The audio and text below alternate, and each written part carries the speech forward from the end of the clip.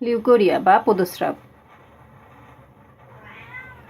স্ত্রীলোকদের যোনি এবং জরায়ুর শ্লেষ্মিক আবরণী অভ্যন্তরণ ও জরার মুখ হতে এক প্রকার অনিয়মিত শ্লেষ্মারস, পুজ প্রভৃতির যে ক্লেদ স্রাব নির্গত হয়, এই স্রাবকে লিউকোরিয়া বলে। এটা একটি যৌন উপসর্গ।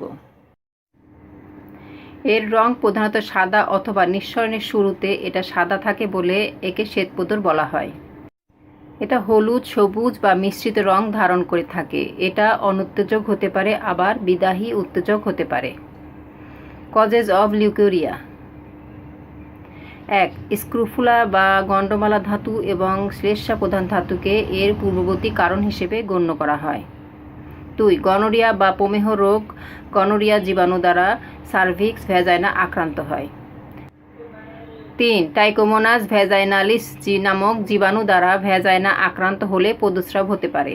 4. গর্ভস্রাব বা প্রস্রাবের পর জরায়ু দূষিত হলে বা জননযন্ত্রে নানা জীবাণু দূষণের জন্য পদস্রাব হতে পারে। 5. পরিষ্কার পরিচ্ছন্নতার অভাব ও উপযুক্ত পরিবেশের অভাবের প্রধান কারণ। 6. দেহে বা জরায়ুতে কোনো রোগ যথা রক্তহীনতা, যক্ষ্মা, ক্রনিক নেফ্রাইটিস, ক্রনিক প্যাসিভ কনজেশন প্রভৃতি।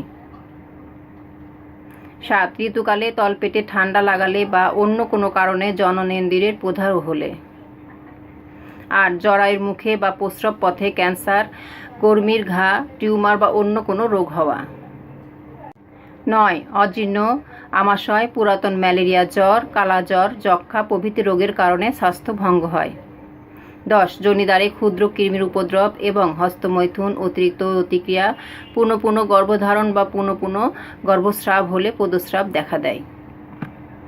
Symptoms of leucorrhoea: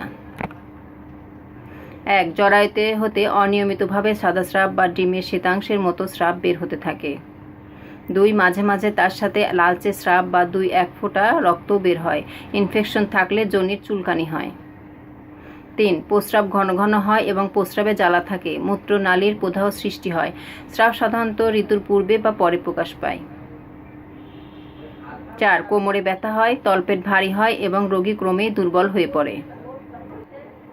5. ক্ষুধামন্দা, কোষ্ঠকাঠিন্য, অম্ল, হৃদস্পন্দন, মাথা ব্যথা ও মাথা ঘোরা প্রভৃতি উপসর্গ দেখা দেয়।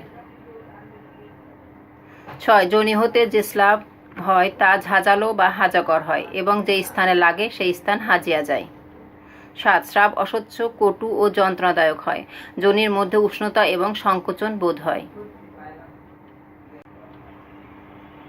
Management of leucorrhoea: 1. জরায়ু পীড়ার জন্য হলে নিয়মিত ডেটল জল সামান্য গরম করে বা পটাশিয়াম পারম্যাঙ্গানেট জলে মিশিয়ে ডুশ দ্বারা জরায়ু ধৌত করা উচিত।